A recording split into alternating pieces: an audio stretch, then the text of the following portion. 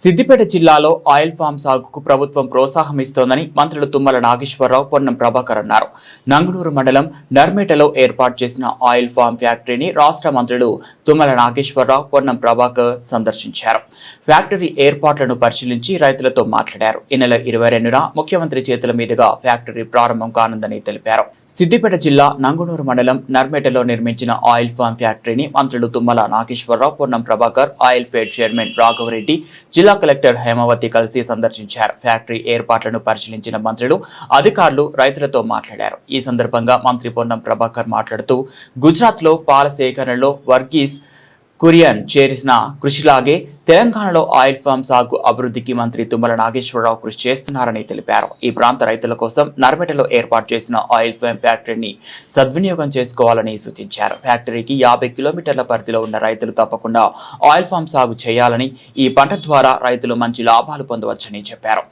ఈ మధ్య నేను గుజరాత్కి వెళ్ళినప్పుడు అక్కడ పాల సేకరణ ఉద్యమము గురించి అక్కడ అమూల్ ఫ్యాక్టరీకి వెళ్ళి చూసినాను. నేను కూడా కోఆపరేటివ్ నుంచి ఉన్నా కాబట్టి చూసినప్పుడు అక్కడ పాల సేకరణ అనేటువంటిది ఒక గ్రామాల స్థాయి నుంచి చాలా కష్టంతో స్టార్ట్ అయితే ఇలా అమూల్ ఫ్యాక్టరీ యొక్క స్టేటస్ మీకు తెలుసు. దానికి అంకురార్పణ చేసింది కురియన్ గారు. ఈరోజు ఆయిల్ ఫామ్ అనేటువంటి ఖమ్మం జిల్లాకు మాత్రమే పరిమితమై ఉండే గతంలో. ఇప్పుడు ఆయిల్ ఫామ్ కురియన్గా తుమ్మల నాగేశ్వరరావు గారు యావత్ తెలంగాణలో ప్రతి జిల్లాలో కూడా ఫ్యాక్టరీ పెట్టి, ముఖ్యంగా సిద్దిపేట జిల్లాకు సంబంధించినటువంటి ఈ ప్రాంత రైతాంగానికి ఉపయోగపడే విధంగా ప్రభుత్వ పరంగా 300 కోట్ల రూపాయలతోటి నిర్ణయం గతంలో జరిగిన అమలంతా కూడా వీరి నేతృత్వంలోనే, కార్యాచరణ అంతా కూడా నేను ఈ సంవత్సరం కిందకి వచ్చి చూసినప్పుడు సార్ తోటి, దాని తర్వాత మధ్యలో అనేక సందర్భాలు చూసినప్పుడు ఇప్పటికీ కంప్లీట్గా మార్పు జరిగి ఈ ప్రాంత రైతాంగాన్ని ఉపయోగపడే విధంగా తీర్చిదిద్దినటువంటి తుమ్మల నాగేశ్వరరావుకు ధన్యవాదాలు తెలియజేస్తూ, ఒకటే మాట, ఆయిల్ ఫామ్ను ఈ ఫ్యాక్టరీకి 50 కిలోమీటర్ల దూరం ఉన్నటువంటి వాళ్ళందరూ మీరు పంట మార్పిడి కింద మీరు గతంలో ఏ పంటలు వేసినా మంచిదే. ప్రస్తుతం ఉన్న ప్రకృతి రీత్యా, కోతలు బెడదల రీత్యా, మార్కెట్ రేట్ల దృష్ట్యా ఆయిల్ ఫామ్ పంటలు వేసుకోమని సందర్భంగా నేను కూడా కోరుతా ఉన్నా. తప్పకుండా ఈ ఫ్యాక్టరీకి ఏమైతే ఇప్పుడు, ఎందుకంటే ఫస్ట్ ఫేజ్లో క్వార్టర్ ప్రొడక్షన్ తోటే స్టార్ట్ చేస్తారో, దీనికి హైయెస్ట్ కెపాసిటీ ఉంది.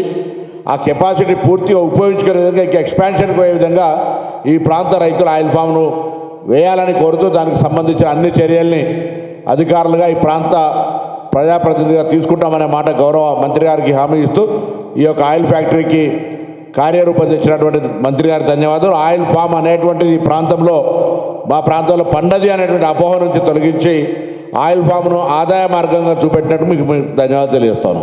పెద్దలు గౌరవ మంత్రి తుమ్మల నాగేశ్వరరావు మాట్లాడుతూ, ఈ నెల 22న ముఖ్యమంత్రి చేతుల మీదుగా ఫ్యాక్టరీ ప్రారంభోత్సవం నిర్వహిస్తామని తెలిపారు. ఏప్రిల్ నెల నుంచి పంట ఎక్కువగా వచ్చే అవకాశం ఉందన్నారు. సిద్దిపేట ప్రాంతం రాష్ట్రానికి కేంద్ర బిందువుగా ఉందని, 40 కోట్లతో రిఫైనరీ కూడా ప్రారంభించనున్నట్లు చెప్పారు. వరి సాగు కారణంగా రైతులు ప్రస్తుతం అయోమయంలో ఉన్నారని, భవిష్యత్తులో వరి సాగు కష్టసాధ్యంగా మారే అవకాశం ఉందన్నారు. రైతులు కమర్షియల్ పంటల వైపు దృష్టి సారించి ఆయిల్ ఫామ్ సాగు చేయాలని సూచించారు. రాష్ట్రంలో 30 జిల్లాల్లో ఆయిల్ ఫామ్ సాగు కొనసాగుతోందని తెలిపారు. వచ్చింది ఆ మిర్చికి 42,000 అమ్ముతుంది ఇవాళ మార్కెట్లో. అది అన్ని పంటలు వేసుకోవచ్చు. ఇందుట్లో 3 సంవత్సరాల వరకు నువ్వు ఏ పంట వేసుకున్నా దానికి కూడా డబ్బులు ఇస్తాం. ఇంటర్ క్రాప్కి కూడా సబ్సిడీ ఇస్తాం. దీనికే కాదు, ఆ వేసుకున్న పంటకు కూడా ఇస్తాం. ఇంటర్ క్రాప్లో కూడా మీకు ఎకరానికి ₹1,00,000 వస్తాయి ఏ పంట వేసుకున్నా. ధైర్యంగా ముందుకెళ్ళండి, ఆయిల్ ఫామ్ వేయండి. ఆయిల్ ఫామ్లో ఇంకా ఇంటర్ క్రాప్ వేసుకోవచ్చు, నేను చెప్పిన జాతులన్నీ వేసుకోవచ్చు. కానీ ఈ ముఖ్యమంత్రి గారితో ఈ యొక్క ఫ్యాక్టరీ ఓపెనింగ్ కోసం పట్టుబట్టి ఈ యొక్క రాష్ట్రంలో 30 జిల్లాల్లో కూడా ఇప్పుడు పామాయిల్ ప్లాంటేషన్ జరుగుతున్నాయి. 14 జిల్లాలేమో ప్రైవేట్కి ఇచ్చాం, మిగతా జిల్లాలు ప్రభుత్వం కింద ఉన్నాయి. వీటన్నిటినీ కూడా సుమారు 25,000 ఎకరాలకి మించితే కానీ ఫ్యాక్టరీ కట్టలేం. ఎందుకంటే ఫ్యాక్టరీ వదిలితే కంటిన్యూగా మీకు గెల రావాలి. గెల రావాలంటే సుమారు 20,000 ఎకరాల్లో పంట వస్తే తప్ప ఫ్యాక్టరీ కంటిన్యూగా నడవదు. కాబట్టి అందుకనే మీరు ఈ జిల్లాలో, ఇప్పుడు తెలంగాణలో ఎక్కడ పండిన పంట అయినా సరే మీ నరిమెట్టకు వస్తుంది.